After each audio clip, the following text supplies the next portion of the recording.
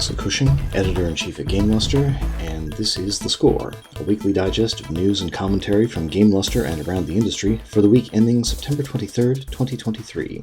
Shortly after our last episode, Unity came out with an apology of sorts regarding the highly unwelcome runtime fee they intended to put out at the start of 2024. As a consequence of the outrage generated by their poor and poorly informed decision, Unity has clarified what the runtime fee will and will not apply to. In a blog post, creative director Mark Whitten laid out the details. The runtime fee will not be applied to any games built on a Unity personal license. Devs who use a personal license will now have a cap of $200,000 US in revenue or funds raised for the previous year, which was double the previous cap. Moreover, they won't be required to put in the Made with Unity splash screen. As for Unity Pro and Enterprise developers, they can avoid the runtime fee and go with a 2.5% revenue share for the company. The basis for this will be self-reporting of revenues from the developer, not Unity's efforts to calculate that revenue. Interestingly, if the revenue share ends up being higher than what the runtime fee would have been, the lower amount will be billed. Finally, the runtime fee will not be retroactive, applying only to games shipping with the 2024 version of Unity and beyond. While Unity is admitting that they dropped the ball by not listening to feedback from developers, there's still a sense that the well has been hopelessly poisoned at this point. We'll see what happens in the months ahead. Embracer Group continued to slash its workforce this week.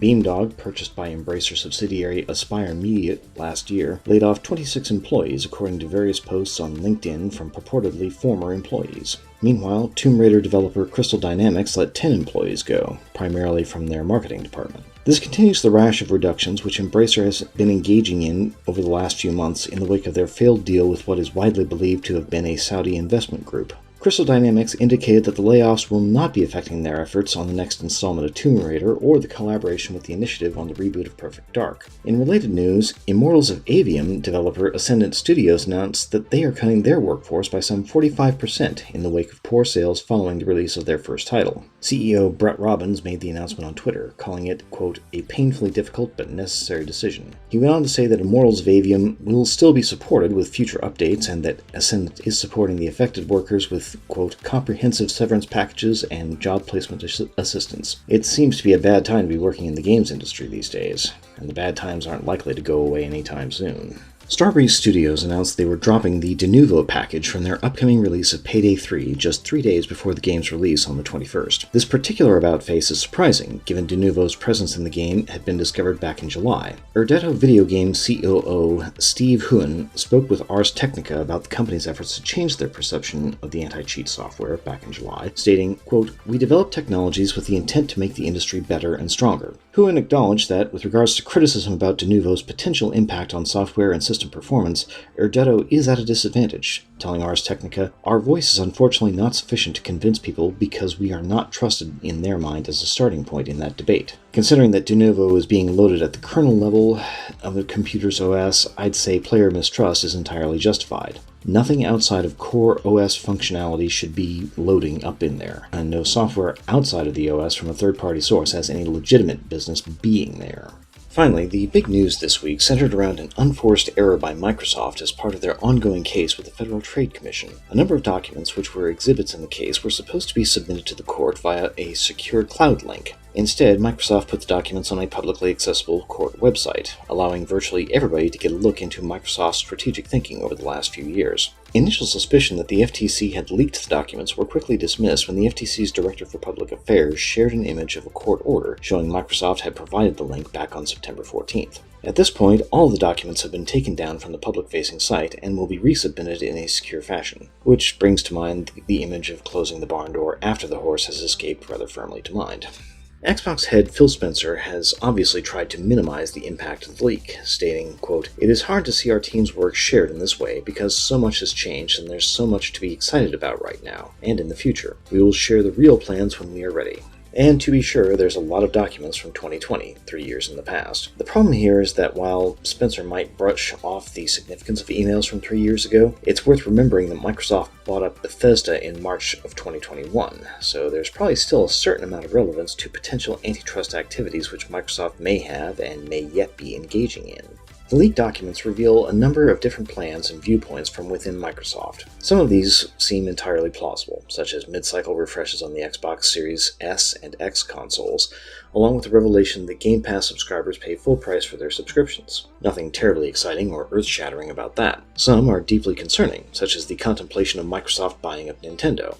As bad as I think allowing the Activision-Blizzard merger to go through is going to be, allowing Microsoft to buy up Nintendo would have been an order of magnitude worse. And some of these documents are highly speculative, such as the successor to the S and X consoles, as well as the proposed cohesive hybrid compute device, the slide for which was so larded up with buzzwords it's hard to say what it might actually do. I think what really puts me off about the whole thing is Spencer's flippant statement of, "We will share the plans when we are ready," because none of the documents appeared to have any sort of prefatory mention that these were hypothetical scenarios Microsoft was considering purely as intellectual exercises. I might be more inclined to take Spencer at his word if he'd said something along the lines of, "We've discarded these ideas in light of current market trends and logistical concerns." But no, we get the generic, "so much has changed" bit. We get nothing to indicate which ideas are still viable and being discussed, or which ideas are currently dead and buried. Somebody in the peanut gallery might argue that we have no right to know those things, that it's none of our business and we should just wait till Microsoft tells us what they're going to do before we get all riled up about it. In some respects, I can almost agree with that position. People didn't get angry about the Xbox One until Don Matrick opened his mouth and shot himself in the foot.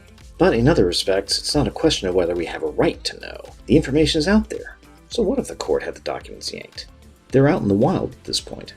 It's already compromised information.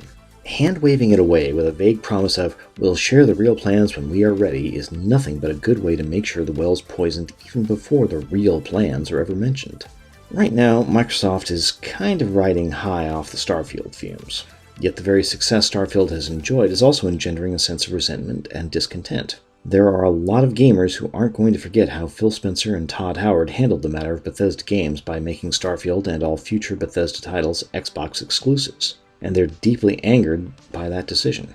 It's not in the same league as Sony buying Bungie. Bungie had a deep back catalog they've practically ignored, and 2 active titles, with the third only just starting development. Bethesda, on the other hand, had a large number of active titles and long-running series. Xbox will undoubtedly survive if Bungie decides to arbitrarily yank Marathon from them. But at that point, it would be exceedingly petty, especially given that Bungie is also planning to release the game on PC, which predominantly runs Windows, a Microsoft product.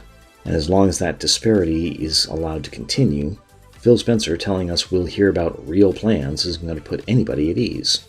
Looked at one way, it's difficult not to be alarmed by all this. Microsoft already got slapped down over the internet browsers 20 years ago, so it's not unrealistic to think they might need a similar whack to the nose over video games. Looked at from another angle, though, it suggests that Microsoft genuinely doesn't know what the hell it's doing in the game space, that it can't seem to develop the right talent organically within their own ranks, so they go buy it and hope it all sticks. They did it with Lionhead, they did it with Bungie, and the results are usually not pretty.